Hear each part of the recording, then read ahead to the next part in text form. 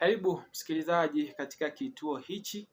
Kumbuka kwamba hichi ni kituo nambari 1 ambacho kinakuwa cha kwanza kukufahamisha na kukupatia taarifa za kikweli kuhusu yale ambayo yanaweza kutendeka. Karibu msikilizaji, nipate kukufahamisha yale ambayo yameendelea kutendeka ama yale yameweza kutokea katika nchi ya Tanzania. Sasa msikilizaji, nafahamishwa kwamba kutokana na taarifa niliyoweza kuipokea, nafahamishwa kwamba bandari ya Tanga imepata kuuzwa, na bandari hiyo imeuzwa kwa Waarabu. Msikilizaji, kulingana na taarifa hii inaniambia kwamba Waarabu wanalalamika mizigo yao haipiti bandari yao ya Dar, mingi ni Tanga na Mtwara. Basi nasikia mama akasema wanaenda kuiuza bandari ya Tanga. Nipata msikilizaji, takumbuka kwamba Mama Samia Suluhu Hassan aliweza kusafiri Uarabuni, ambapo ameweza kufanya vikao na viongozi wa Uarabuni ambao sasa wameweza kutoa malalamishi kwamba mizigo yao haipiti bandari yao ya Dar. Mingi ni Tanga na Mtwara. Basi nasikia mama amesema kuiuza, wanaenda kuiuza bandari ya Tanga. Msikilizaji, taarifa hii imepata kutoka siku ya leo, muda mchache ulioweza kupita, kuhusu uuzaji wa bandari hiyo, na sasa Watanzania wa aina mbalimbali wameweza kuchukua swala hilo katika mtandao, na kuna taarifa ambayo nimeweza kuiona katika mtandao nikiweza kukusomea. Kuna dada ameandika, taarifa niliyopokea ni kuwa bandari ya Tanga hatihati kuuzwa, akiwakabidhi Tanga miongoni mwa bandari kuu za bahari kwa Tanganyika 2 kwa 3 watakuwa wamepewa DPW.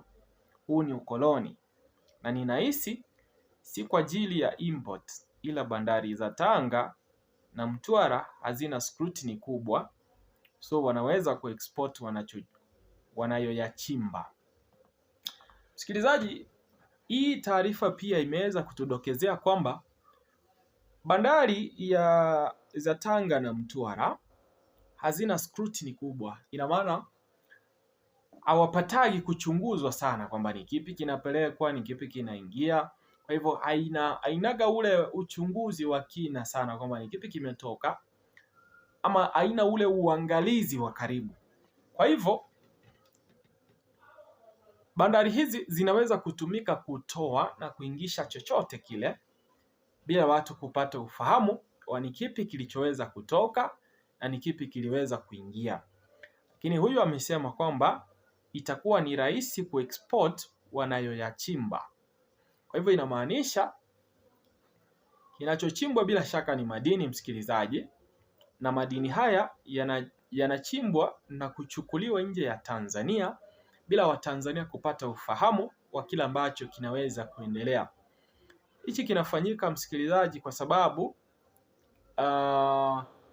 kila wakati linapoibuka jambo kama hilo kunakuwa na upinzani mkali kutoka kwa wananchi, kwa sababu bora mkauze mali yetu bila kujua mnachokifanyia ni kipi, ama bila kulifaidi taifa. Kwa hivyo sasa mamlaka yameweza kuamua kwamba wataweza kutumia bandari za Tanga na Mtwara ambazo hazina uchunguzi mkubwa kupitisha yanaweza kuchimbwa nchini Tanzania na kuweza kupelekwa sehemu za ama nchi za kigeni. Taarifa hii imeendelea kusema kwamba kumbukeni, tumeambiwa Loliondo wako bize na kusafirisha Tanga, na kuisafirisha Tanga ni rahisi na salama kwao. Sasa msikilizaji, kuna taarifa pia ziliweza kuibuka siku ya jana ambazo ziliuliza kwamba alipotoka Samia Tanzania na kuelekea mataifa ya Kiarabu alienda kuuza nini cha Tanzania, ama sababu kubwa iliweza kumpeleka pale ni EBEP.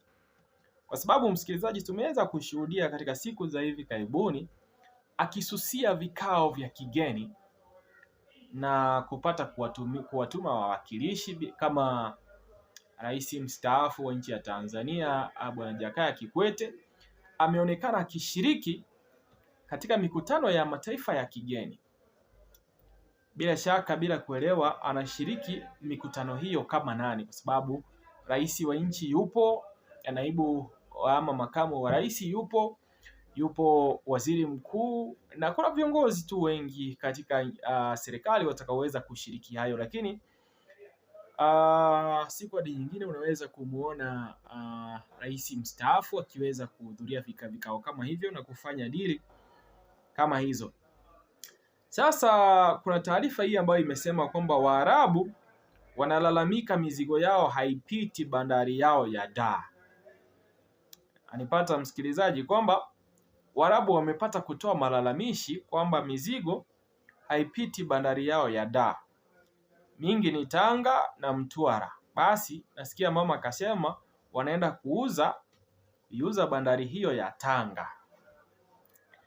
Sasa malalamishi hayo msikilizaji, ambayo yameweza kutoka kwa Waarabu ni kwamba mizigo yao haipiti katika bandari yao ya Dar. Alafu msikilizaji, taarifa hiyo ndio imeweza kufanya ukaweza kuzinduka taarifa hizi za kuwa bandari ya Tanga na Mtwara hazina scrutiny ya kisawasawa itakayoweza kuchunguza kinachotoka na kuingia ndani ya nchi ya Tanzania. Sasa msikilizaji, baada ya Waarabu kutoa malalamishi hayo, kumbuka kwamba Samia yupo katika mataifa ya Kiarabu sasa hivi, na Waarabu hawa ndio wameweza kutoa malalamishi kwamba mizigo yao hairuhusiwi kupita katika bandari yao ya Dar. Na sasa Samia amesema kwamba watakuja kuiuza bandari ya Tanga, bandari ambayo haina scrutiny ya hali ya juu, ambayo inaruhusu kinachopitishwa kisijulikane. Sasa msikilizaji, hivi ni kumaanisha kwamba Samia na viongozi wengine katika serikali yake wanaweza kuchimba madini kiasi chochote nchini Tanzania na wakaweza kuyapitisha katika bandari ya Tanga na hii ya Mtwara, wakaweza kuzipeana katika mataifa ya kigeni bila Watanzania kupata ufahamu wowote. Na sasa kelele hizi zimetoka baada ya ripoti hii kuweza kutoka rasmi kwamba madini ya Tanzania yataanza kuuzwa bila Watanzania kupata taarifa, na ndio maana umeweza kuona fujo zimeanza kuingia katika mtandao, kwa sababu Watanzania wanahitaji kujua ni kwa nini Samia na serikali yake wanaweza kuuza mali ya Watanzania kwa mataifa ya kigeni bila kujua kwamba pesa zinazopatikana kutoka kwa kuuza kwa madini hayo zinatumika wapi na yanauzwa kwa sababu gani.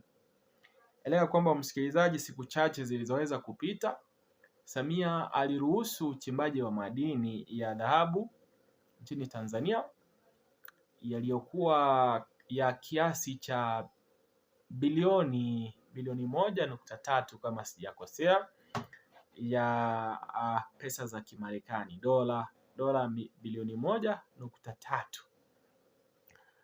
Hiyo ni dhahabu ya nchi ya Tanzania itakayoweza kuchimbwa na kuuzwa kwa mataifa ya kigeni.